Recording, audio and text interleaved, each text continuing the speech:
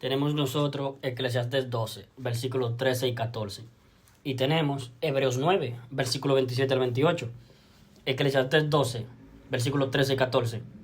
Esto era antes de que Cristo viniese al mundo. Era parte del antiguo pacto, antes de que Cristo viniese a darnos un nuevo pacto con mejores promesas, aboliendo el antiguo pacto. El fin de todo el discurso oído es este: teme a Dios y guarda sus mandamientos, porque esto es el todo del hombre. Porque Dios traerá toda obra a juicio, juntamente con toda cosa encubierta, sea buena o sea mala. Esas son pésimas noticias, algo insufrible para nosotros. No hay quien escape de este juicio. Vamos todos al lago de fuego. Pero vino Cristo. Hebreos 9, versículo 27 al 28. Y en la misma medida en que está reservado a los hombres morir, ir al infierno, ir al juicio, ir al lago de fuego, y en la misma medida en que está reservado a los hombres morir una sola vez y después de todo el juicio, así también Cristo. Él lo hizo por nosotros. Él nos sustituyó la condena.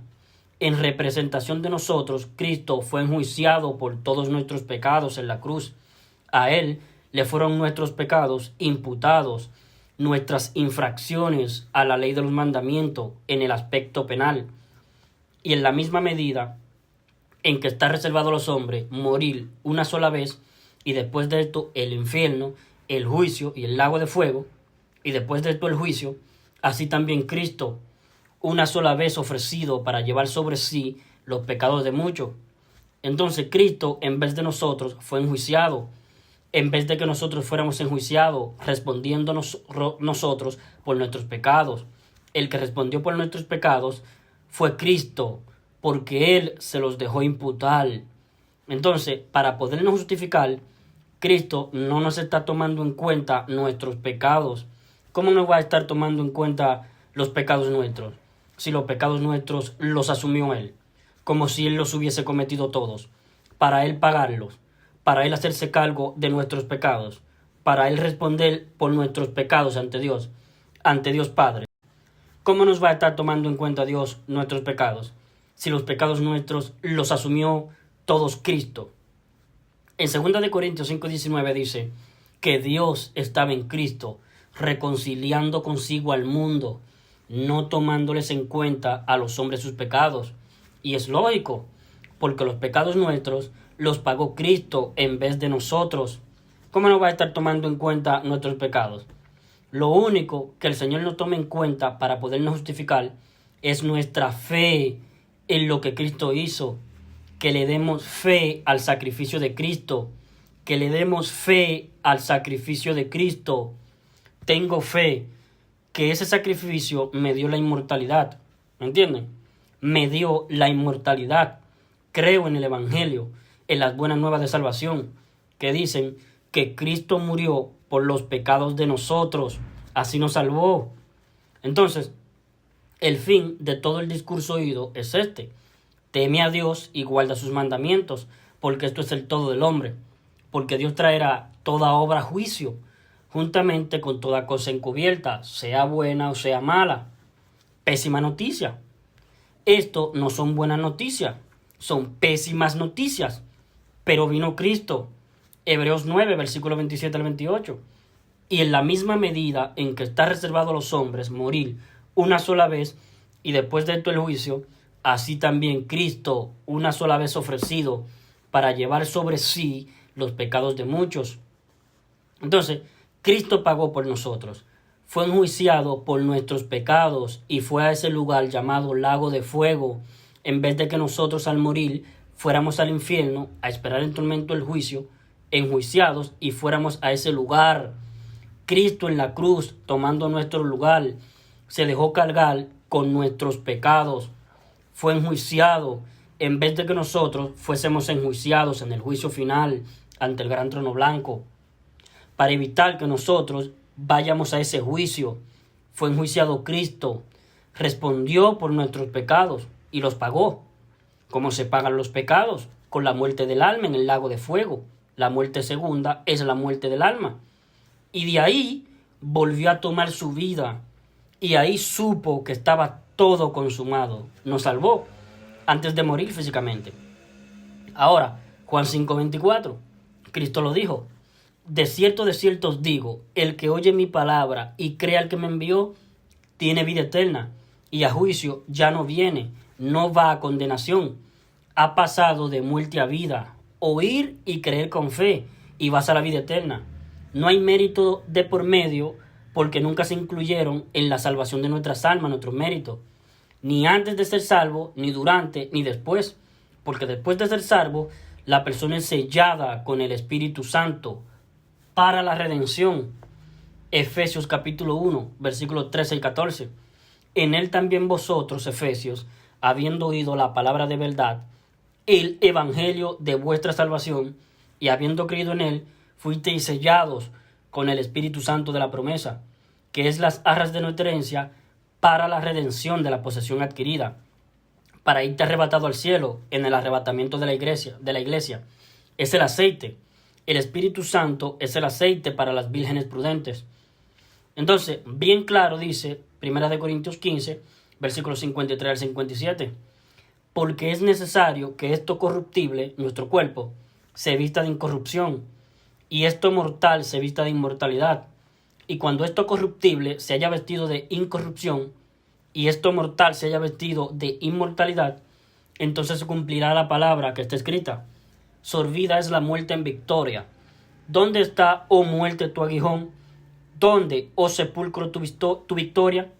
Ya que el aguijón de la muerte es el pecado, y el poder del pecado, la ley. O sea, estando vigente la ley penalmente, el pecado tiene poder para matarnos al pecar. Muerte del alma. La paga del pecado es muerte. Pero si la ley queda abolida penalmente, ya el pecado no tiene poder para matarnos. Entonces tendríamos que ser liberados de la ley, que la ley quedara abolida penalmente. Entonces vamos a Juan capítulo 8, versículo 32. Dice el Señor: y conoceréis la verdad, y la verdad os hará libres. Ustedes saben lo que está diciendo el Señor aquí. ¿Tienen la menor idea de lo que Cristo está diciendo? Y conoceréis la verdad, y la verdad os hará libre. Free. ¿Entienden? Libres.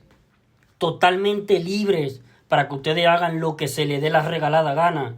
Totalmente en libertad. Libres de la ley. Libres de la religión. Libres de estar cumpliendo mandamientos. Libres, libertos. Ya no tienen que cumplir mandamientos. Libres de la ley. Libres. Y conoceréis la verdad, y la verdad os hará libres. Versículo 36 de Juan capítulo 8. Así que si el Hijo os libertare, seréis verdaderamente libres. ¿Y cómo nos libertó Cristo? Porque dice: todo aquel que hace pecado, y nosotros siempre vamos a cometer pecados, esclavos del pecado. Mas si el Hijo os libertare, seréis verdaderamente libres. En el antiguo pacto, como el hombre siempre peca, para poderse ir al cielo, ser liberto de la condena por pecar, el aguijón de la muerte, que es el pecado, entonces los seres humanos tenían que estar sujetos a obedecer todo lo que era la ley del antiguo pacto. Tenían que estar revisándose constantemente en la ley de los mandamientos. Cuando se infringía alguna ley, algún mandamiento, tenían que ir a acogerse a la ley de la expiación para expiar los pecados a través de sacrificios. El continuo sacrificio por los pecados era una forma de esclavitud para poder ser salvos de los pecados. Tenían que estar continuamente expiando los pecados a la entrada del templo de Salomón, en el altar de bronce, expiando con animales los pecados. Era un constante sacrificio, el sacrificio continuo, el continuo sacrificio. Y así ellos eran salvos de los pecados. Estaban esclavizados. Pero dijo el Señor: todo aquel que hace pecado, esclavo es del pecado. Mas si el Hijo os libertare, seréis verdaderamente libres. ¿Qué fue lo que hizo Cristo para podernos libertar de la ley? La abolió. En Efesios 2:15 leemos: aboliendo en su carne la ley de los mandamientos expresados en ordenanzas.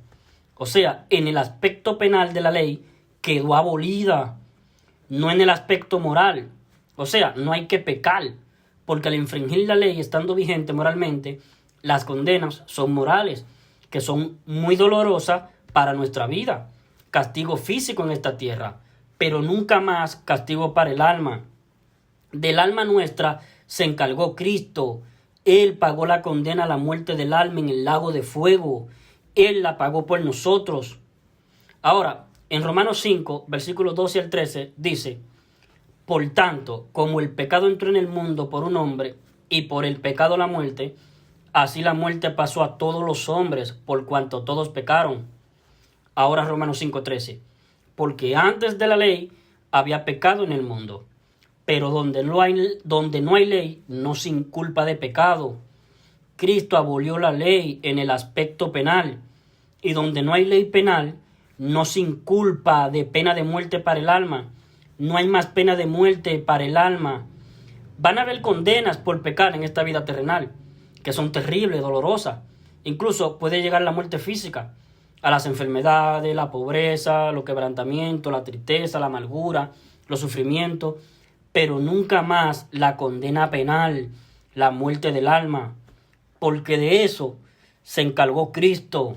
Segunda de Timoteo 1:10, pero manifestada ahora la gracia mediante la aparición del Salvador de nosotros, Cristo Jesús, que abolió por una parte la muerte contra el alma y sacó a luz por otra la vida y la inmortalidad mediante el Evangelio, mediante el hecho de que Cristo murió por los pecados de nosotros.